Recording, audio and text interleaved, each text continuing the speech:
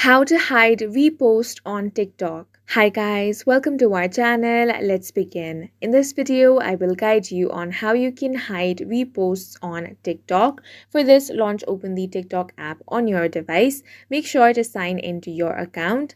Now, unfortunately, there is no direct way by which you can hide the repost on TikTok. However, there is a workaround to this. What you want to do is tap on the profile icon at the bottom right corner of your screen. Now tap on the three lines at the top right corner.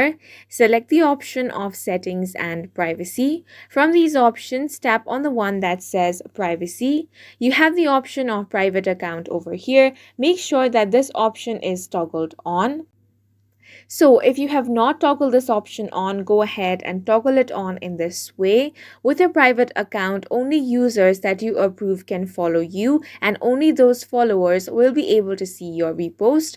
Other people will not be able to see your repost. So basically, your repost will be hidden from the public and only your followers will be able to see your reposts. And that's it for this video. If you found it helpful, please make sure to hit the like button and subscribe for more videos like this.